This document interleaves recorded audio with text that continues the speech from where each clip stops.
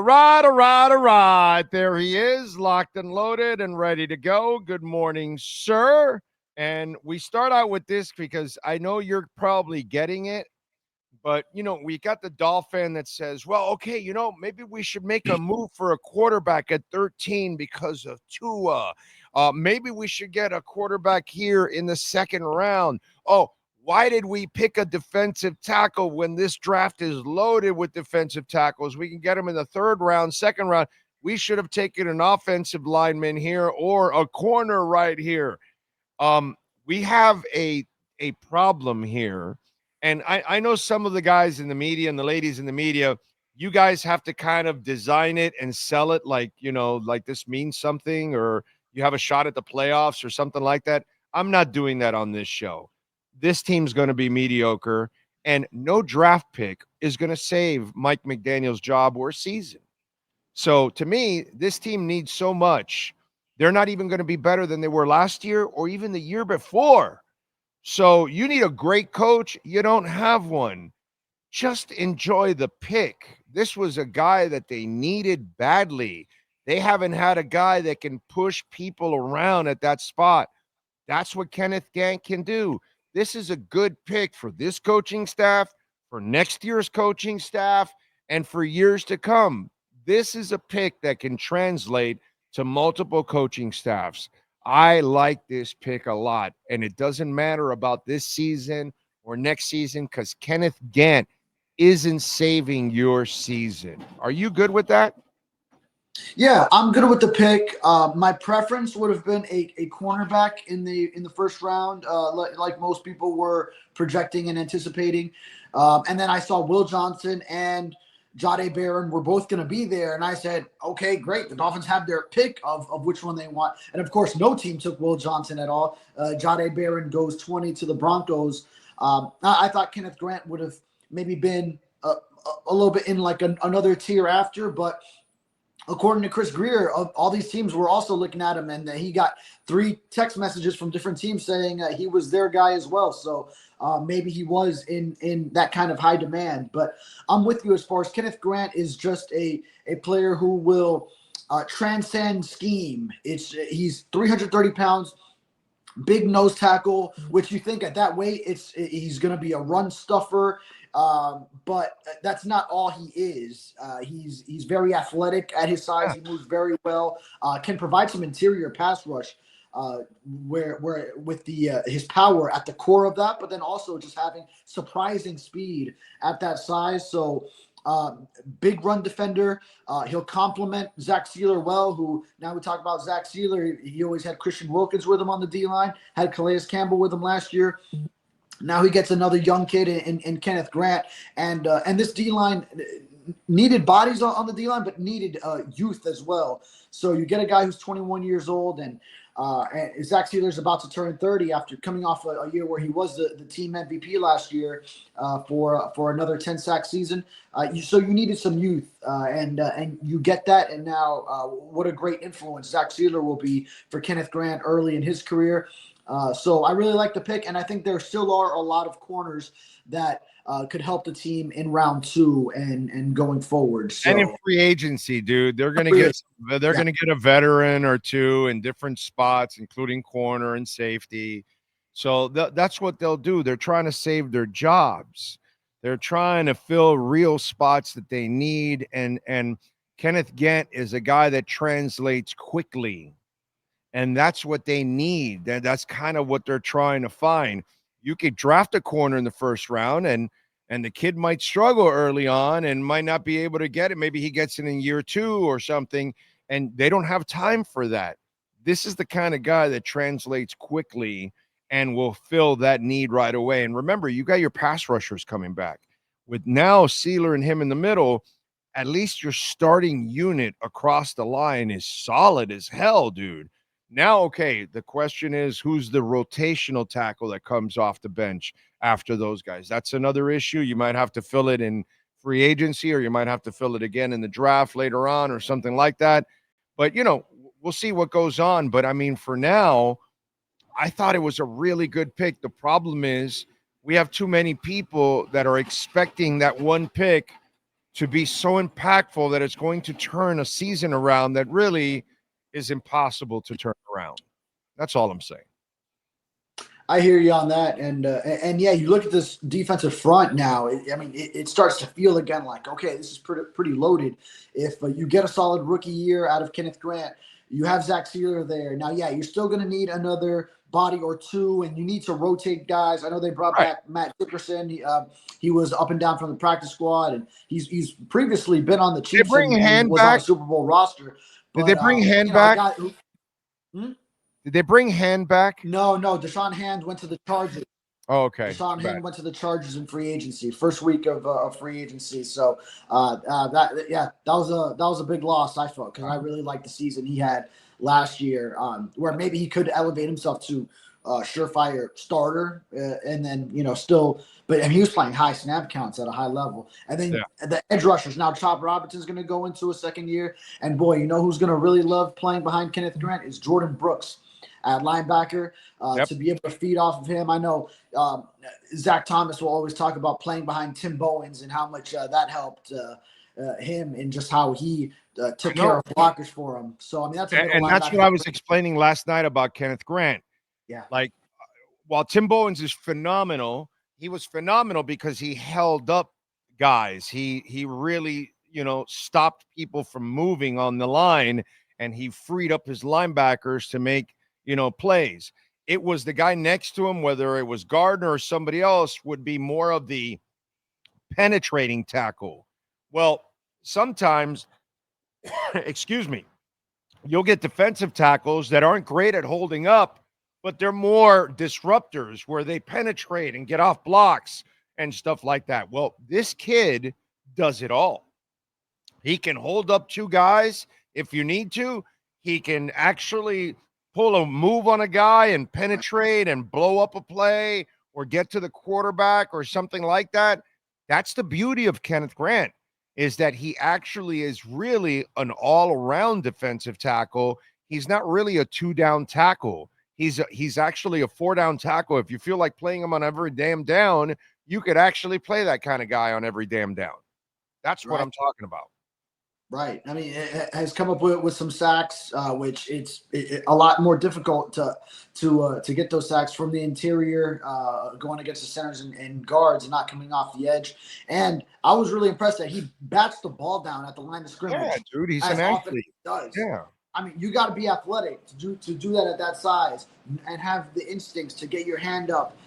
So he disrupts it's not only just the both in the run game, how he will consume blockers so the linebackers are free. It's that he will go get them himself. He'll go get the ball carrier himself when the time calls. And then also he's got some pass rush moves, and he could obviously still stand to improve in that, and that'll come with time. And Anthony Weaver, defensive coordinator and a great D-line coach in the past, he's going to work wonders with him, developing him, as well as Austin Clark as D-line coach, which I love the work that both of them have done in Miami. I think they're going to take him in and work wonders. And, Grant, he disrupts the passer in so many different ways, pushing the pocket, getting his hand up if he can't get there. Good pick, home to the quarterback, opening up a lane for someone else to get there. So there's so many ways that it could help. Toughness, bro. Toughness. This team isn't tough. This team is soft. It's been soft for 40 years, dude. 40 years. This team gets constantly pushed around no matter what. This guy does the pushing around. They need these kind of people on this team, dude. And that it's not only can he play, he brings the tude that you need desperately on this team. He has that Tim Bowens nastiness to his game, while he brings some like a real level of Randy Stark's athleticism to it, that he can disrupt shit. It's just, and I see Skylar Tipton says, Big O's got us circling the drain. Yeah, dude, I'm sorry. I'm just not going to bullshit you. It's not going to be a good year, but this draft isn't saving your season. I'm sorry. You know what I mean? For months, and I think I've done it with you on this segment, Now Tony Pauline finally reported it, but have I not been saying for months that people in the building have lost confidence in McDaniel and that they want off this ship? Have I not said it on your segment? Oh yeah, yeah, just about every time. Yeah, just about every time, right?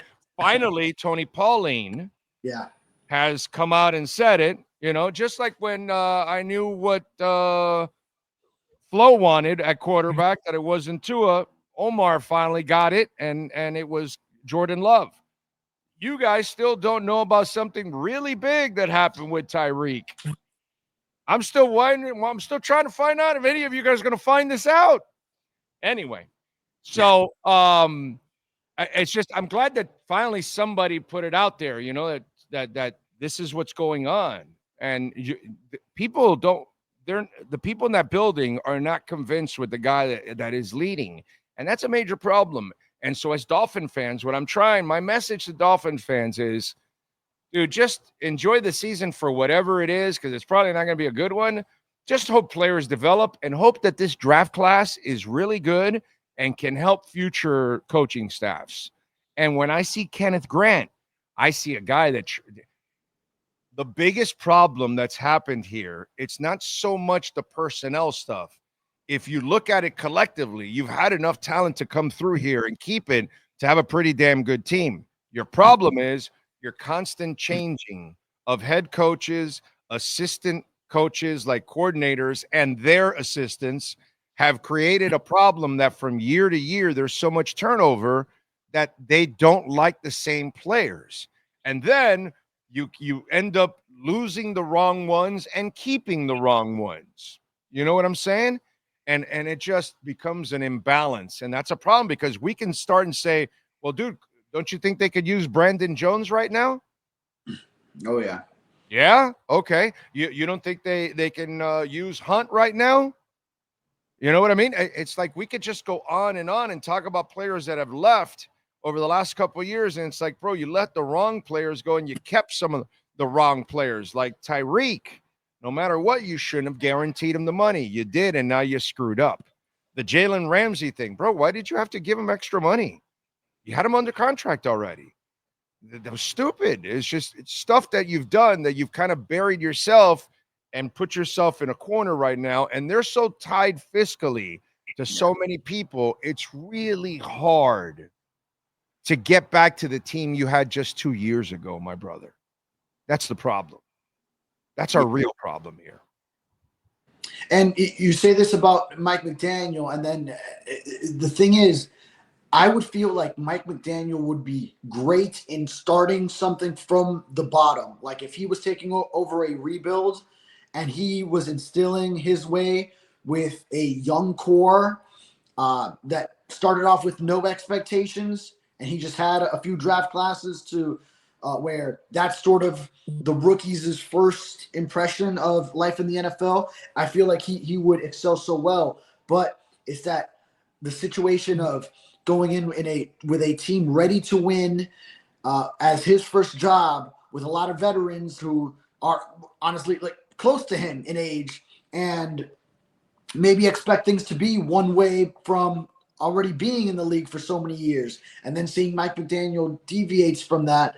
That's what I wonder. That's why Sean Payton was like the guy that hiring cycle, because Sean Payton would have had a team ready to win now, really, truly, like he takes over a roster that has players like Tyreek Hill, brings in a Teron Armstead, brings in a Bradley Chubb with the trade deadline, Jalen Ramsey. He could manage those personalities and take a team into a playoff run that's ready to win now. Whereas Mike McDaniel, I feel like if he was taking over a rebuild, he would be great and doing it his way, and then like establishing that core to prominence. But it's just the situation of. But my brother, how can for a playoff? It was not right. David, how can you believe that when he can't win a challenge? He can't. His challenge has nothing to do with. Well, hold on a second. His players can't be disciplined. They have pre-snap penalties.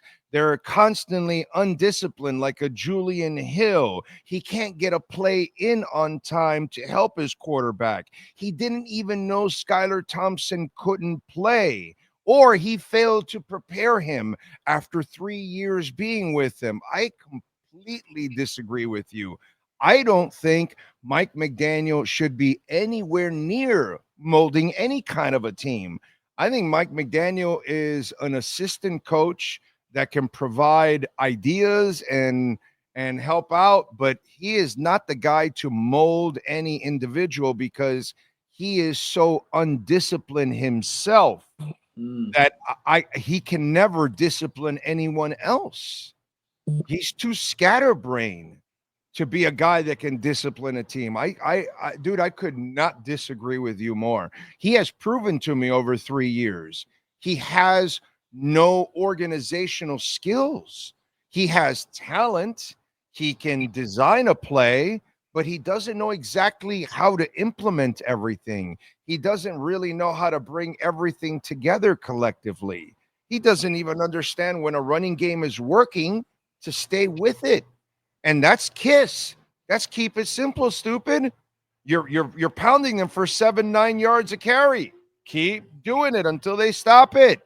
No, let me get cute and let me start passing the ball. I disagree with you. He fails to implement a big receiver in the offense. He's in love with Oompa Loompas.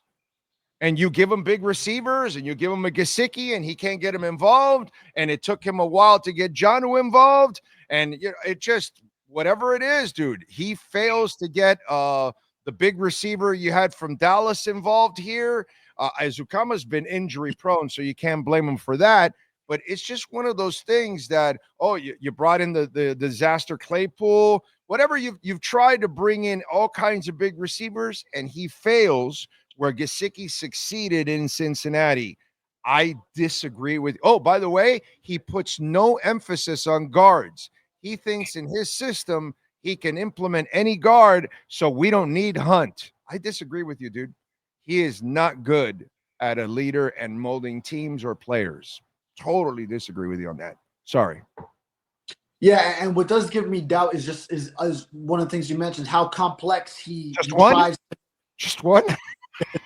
is how complex he tries to make his offense, assuming that everyone, because obviously he's a very smart guy. He's tremendously intelligent, intellectual.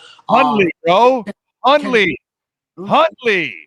You got a guy that has a fraction of the passing skills of Tua, and you do not change the offense practically for him. No, and you didn't change it till towards the end of his run when he got injured. It was like I disagree with you, bro. Yeah. I disagree with you. No, I'm just saying, that would be like the biggest fault I look at is that he almost assumes everyone can operate at that same intellectual wavelength of just being able to understand all the manipulations of the offense that he's running with all the motions and formations and different play calls, and that everyone is going to be able to retain all that information at his same ability. And it's like, no, sometimes you got to get it to where your players can understand it, so that then it's just let them do their thing and go out there and ball. Dumb it down, bro. You got to dumb it down, streamline it if you want to be PC. Okay, streamline the bitch, whatever you want to call it. But when you have Huntley and you're going from Tua to Huntley, bro, you need to make it a remedial offense for a guy like that compared to a Tua. He will never see the defense and the offense and pre snap and all that Tua can do. Huntley in his dreams will never be able to do that. So why do you assume that? And that's, that becomes an issue. It's just that I mean, I could just go on and on about all kinds of things. He has proven to me over and over again that he's not a head coach. He's not even a coordinator. He's just an assistant coach. That's all he is. He's like a play designer is what he is. Not much more than that. I'm sorry. And I get it. It's, one of the things that I've seen not enough of you guys on the beat slam him for how bad he is, because he is one of the worst coaches I have ever seen in a Dolphins uniform. Okay, he's right up there with Cam Cameron, bro. Right up there, right up there. We do have him on the hot seat, Big O. I mean, you can't just fault us that much. He should have been fired last year already, bro. Seriously. I mean, there's no reason to keep his ass around. I mean, really, what hope is there this year for them? Really? Let's be honest. You know, it's hard. I'm watching New England. What's the first thing they're doing for May? Build an offensive line, bro. Wow, what a concept. You know? Mike Vrabel gets there, and what are they doing? They're building a line for their young quarterback. Holy crap, man. You know, this is and you know that's the guy I wanted for the Dolphins. Yeah, from the start. But then, I mean, he just shot up too far. It was just there was no chance once you're at 13. Yeah, no. Well, there was a chance if you fired him after the Indianapolis loss. By the way, 95,403. We just hit the mark. So we are going to start catapulting right now Bitcoin into 96 on this show. Watch this. Here we go. We just busted the mark. We needed to bust 95.3. Here we go, baby. Anyway, sorry about that. I'm just getting a little excited. Yeah, within reason. Yes, many reasons. Listen, so this team has – what do you think they do now in the second round and third round tonight? Now you know they got their defensive tackle. Let's get into the draft a little bit. What do you think they do now in the next couple of picks? Yeah, so I mean, I go right back to, and I just published a story on sunsentinel.com. Could Dolphins' day 2 draft plan be as simple as what was thought to be round 1? So everyone was talking about Will Johnson, a cornerback of some sort. Maybe the Will Johnson knee concerns are very grave. Obviously, yeah. Yeah, for him to fall out of the first round entirely. But shoot, do you look at the value of him in the second round as being worthwhile if there is uncertainty about the knee? If it's certain, like it's something that requires surgery and you're not going to have him next year, well, that does Greer and McDaniel no good because hey, David, there must be some cartilage damage or some kind of for him to. He's a hell of a player. For him to completely fall out. There's there's something about the medicals that's ugly. They just haven't come out and said it completely that he's missing some chunk of some, meniscus or he needs another surgery and he's going to miss half the season, or you know what I'm saying? There's something ugly in his medicals because that's a top 10 kid and he completely dropped out of the first round. Yeah. Yeah, and if he's going to miss significant time as a rookie, then that's not a pick for a combination on a hot seat because you cannot waste a second-round pick. And then maybe he's great in 2026 after he has surgery, but congratulations, you just drafted the next regime's great cornerback for years to come, and you don't benefit at all from it. So that might be a pick maybe for a team in a rebuild. Dude, you lost the advantage of the 5th year. That's true too. Yeah. So now as a second round player, then there is no 5th year option to go with his rookie contract for whoever you do pick up. But I do look at cornerback just overall, and I thought Will Johnson would be one where, depending on what you see with the medicals, and if that's a good value pick, then go for it. But Siobhan Ravel out of East Carolina. I think about Trey Amos out of Ole Miss, Notre Dame's Benjamin Morrison, the kid out of FSU also.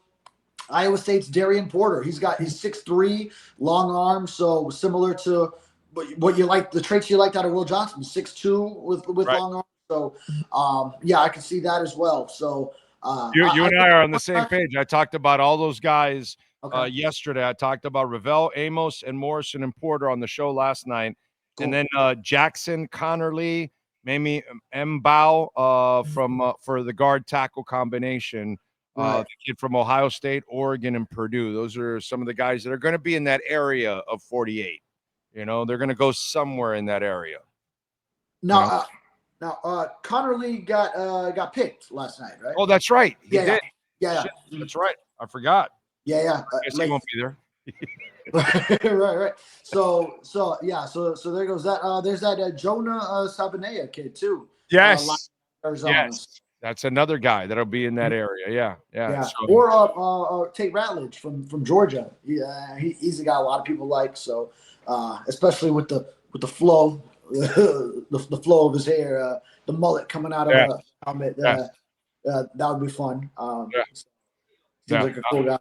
I'm Yeah, with, I'm with Gray Zabel was the guy I would have loved if there was like a trade back originally to get some more draft capital and then get back into the end of the first round to grab him. But yeah, a lot of teams definitely had their eyes on him, and he went. I think it was 18 to Seattle, was it? Yeah, in that range. But man, if he would have lasted until late in the first round, then Gray Zabel is a guy I would have loved to trade back into the first round for. Had it worked out that way. Yeah. Listen, they're going to have an opportunity at one of those guys. And then with their third round pick, what do you think is the options there? Yeah, now you're going deeper, and it's such because it's in the compensatory area of round 3. It's 50 picks later. It's picked for 98. So I would say, yeah, then you're looking whoever maybe slips because you're hoping you get good value from someone who slides. You can kind of take the D tackles out of it now. You don't need one of them, but yeah, you could go for depth, bro. You could get yeah. but there will be tackles for them in the second and third rounds. There's no doubt that there will be. If you want to like load up on that spot and just resolve that issue, you can do that in this draft. And then if not, then you just go veterans for your offensive line because that's what you got. Unless you could get yourself a veteran defensive tackle, and I don't have the list of free agents in front of me right now, maybe you're better off trying to get another young defensive tackle in there. That won't hurt.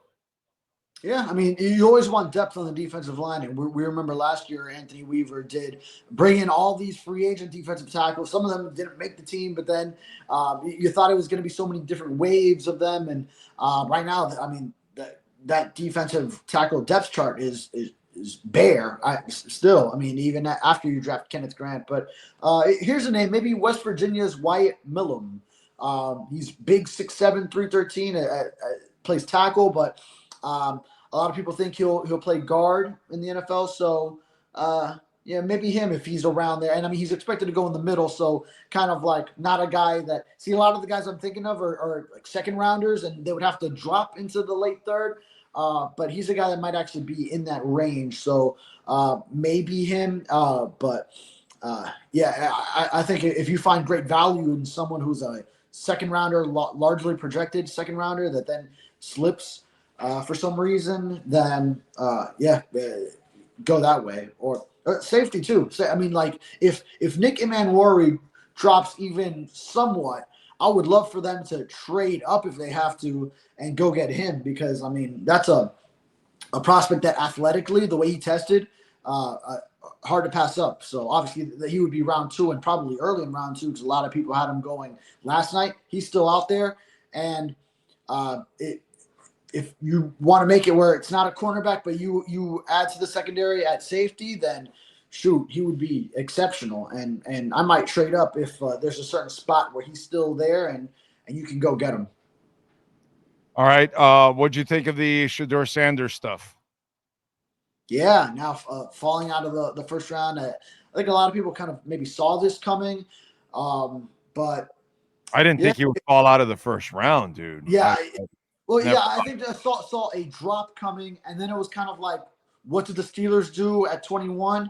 And I then thought for sure they would take him. I fell for it. I thought for sure they would take him.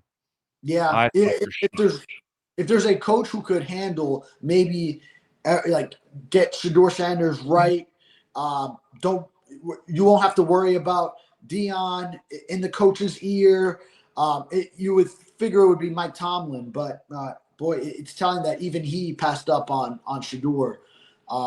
So, and the Steelers, they might be getting Aaron Rodgers anyway, but still you want a long-term quarterback plan with a youngster, but they decided not now. So, I mean, he probably goes this first pick of the second round to the Cleveland Browns.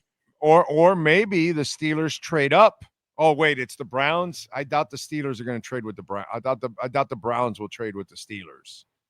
You know, No, yeah. That's why I mean this kind of falls right into the Browns' lap. Is they well first they trade back, so they passed on Travis Hunter, so you never know. But hey, they end up with Mason Graham trading back, adding next year's first, another second, and all these other picks, and now they could still get Shador at the start of the second round. So who a lot of people were saying like during last season, some people had him before Cam Ward, and then I mean he's there for the first pick of the second round. That could be a home run for Cleveland if you trade back, you get Mason Graham, and then you still get Shador Sanders with your own second round pick. That could be a good spot. that would be awesome. It's like getting Breeze in the second round for the Saints. Hey, Although, listen, man, Montana went in the third. Mark Brunell went in the fifth. Let's see. Brady. Brady obviously is the one everybody uses in the sixth round. But I'm trying Russell to think. Wilson was a third rounder. Russell Wilson was a third rounder. I mean, people have found quarterbacks after the first round a whole bunch of times. Derek Carr was a second rounder. So, people have found quarterbacks and have had success. I want to say Matt Hasselbeck might have been might have been a second like rounder. Kurt Warner. Yeah. So I mean, Kurt Warner was a street free agent, dude. Right. Okay. Green Bay one off season. Ron Wolf had Brett Favre, Mark Brunell, Aaron Brooks, and Kurt Warner. They cut Kurt Warner. And then Kurt Warner went to the Arena League, and then that's when the Rams picked him up. And then Ron Wolf went and traded Mark Brunell to Jacksonville, traded Aaron Brooks to New Orleans, and went and drafted Matt Hasselbeck. I got to. Who draft what? Matt Hasselbeck in the sixth round? Matt Hasselbeck in the sixth round, then traded him for a first rounder from Seattle because Miami offered a second rounder. That's what it was. Wannstedt offered a second rounder. Seattle offered a first rounder. Then Ron Wolf drafts Matt Hasselbeck and turns him from a sixth rounder into a first rounder. How about that? Ron Wolf is God. Okay? When it comes to God of quarterbacks, there is nobody better than Ron Wolf. Nobody. That's it. Yeah, and didn't that Green Bay staff? They had like Andy Reid there, and Andy Reid, Mariucci. It was Holmgren was at the top. Gruden. All those guys were all there for. Dude. They were all developing those quarterbacks. They were all there, bro. All those guys. Yes, and notice it's funny how they do things old school way with the quarterback, like how I grew up with it. You draft a guy and you make him sit a year, 2 or 3 until he got it, and then he came off the bench and started to play for you. Right. It's worked out for Green Bay every single time, from Favre to Rodgers to now Love, and it's like the rest of the NFL doesn't do it. It's the weirdest thing out there. It's like, yo, have you watched these guys for 30 years, what they're doing?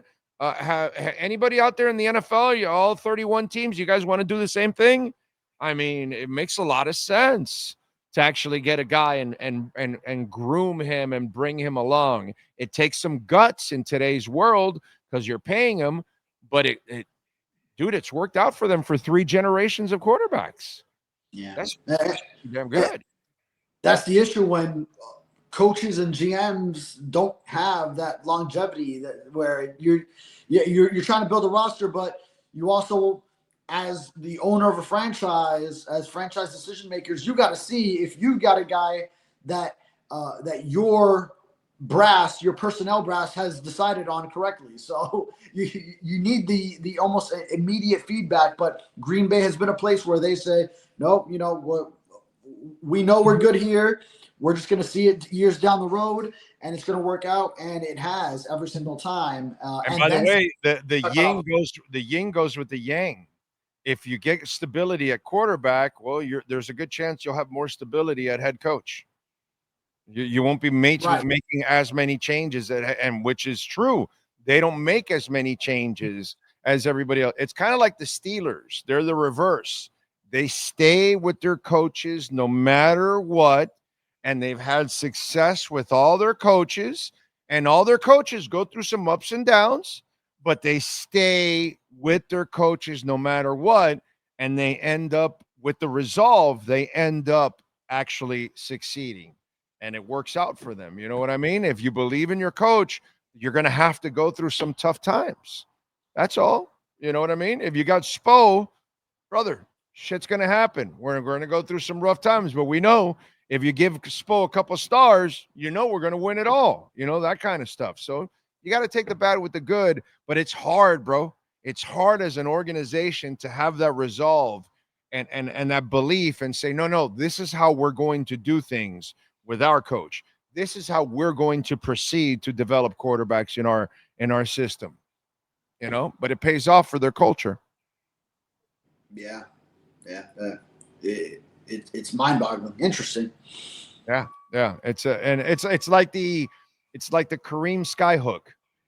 Okay, well, why isn't anybody else doing it?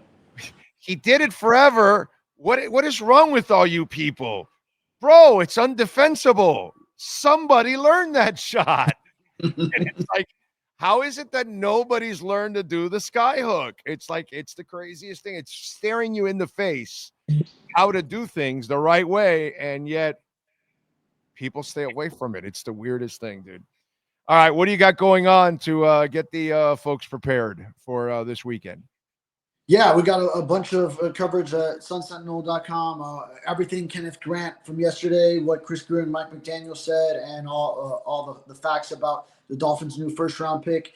We'll also be meeting him later tonight, right before the second round. So we will have some coverage on that. I just posted a day 2 advance preview. So I mentioned the cornerbacks. That's kind of my focus of it. Is now it's still kind of you look there.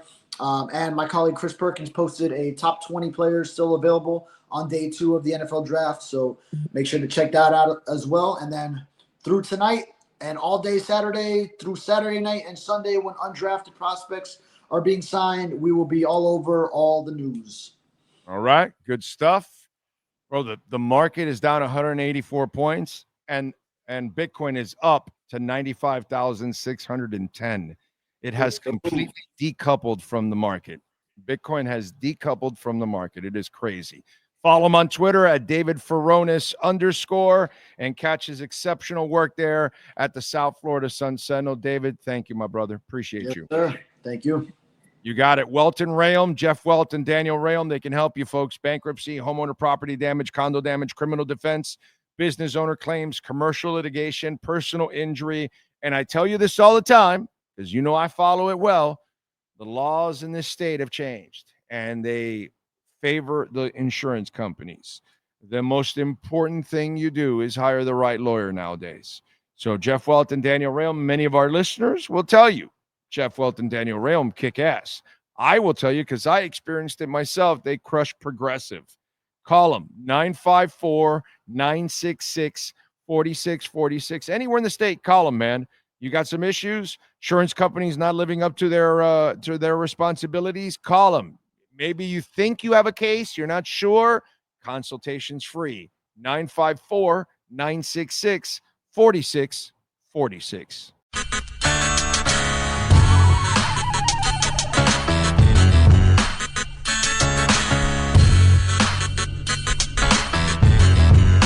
This is the Big O Show. This is the Big O Show.